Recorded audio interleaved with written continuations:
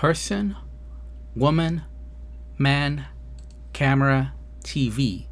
I got the most beautiful score. The doctor said that's amazing. They'd never seen a more perfect score. It was so beautiful. If you get it in order, you get extra points. They said nobody gets it in order. It's actually not that easy, but for me, it was easy.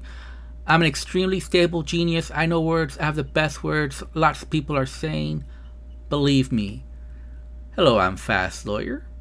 Today we're going to do a review for Enhance VR, the VR game that asks the question, are you more senile than the President of the United States of America? Yes, Enhance VR is a cognitive skills test for VR featuring some mini games.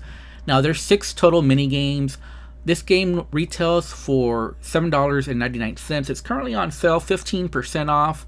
I bought it at that sale price. It's available for the Valve Index, the HTC Vive, and the Oculus Rift. I did test it out on both the Oculus Rift and Windows Mixed Reality, and I can report it does sort of work with Windows Mixed Reality. The only mini game I had troubles with was the pizza making one, and I had to rebind the controller bindings in order to get it to work properly.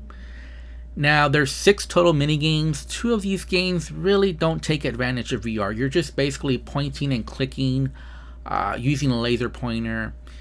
So, again, doesn't take full advantage of VR. The other 4 kind of do take advantage of VR, but it really isn't done well in any of them. So the pizza making one is the one that stood out to me as being not very good. So there's lots of pizza making mini games in VR that I've played, and this one is rather poor with the interactions. It just all felt very clunky. It lacked the smoothness and polish that you're expecting with this mini game experience, especially since cognitive skills is part of the experience. You really shouldn't be having issues with the VR interactions that you're trying to do, but these issues do get in the way of the gameplay. The same thing for the sound test. So there's a sound test, and you'll see that later in the video. And I tested it out on Windows Mixed Reality and Oculus Rift. When there's good spatial audio, I generally have no trouble at all telling exactly where the sound is from. Now, this game, it has what I would say is good but not great spatial audio.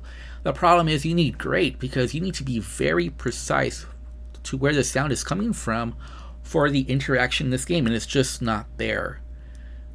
For the balance test, to me, it just wasn't really all that fun. You're basically balancing these plates, and you just gotta know which color balls and how many you need for each plate. The balancing to me just really wasn't all that great. The balancing aspect just didn't seem all that challenging. Really, it's just a matter of making sure that you have the right number of balls in the right color on each plate. There's really not much balancing actually being involved in that mini game. The Racket game also for me was a little rough. I'm very much right-handed, and I had problems getting the colored object to the appropriate place just because since I'm right-handed, I have to use only one paddle. I have trouble using the left paddle, and it just didn't always go where I wanted to. So I know it's a combination of both cognitive tests and also motor skills, but to me, it just wasn't as good as other tennis racket games that I played as far as getting the object to where you want with the tennis racket. Overall, this is good for people who are interested in cognitive tests in VR.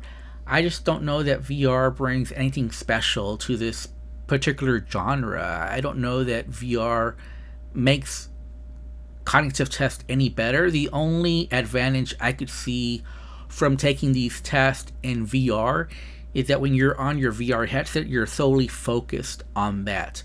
Unless you're like me and you're running on very little sleep and you just feel like a walking zombie because it's the end of the world apocalypse right now and you're just barely hanging on by a thread. So these tests are particularly hard.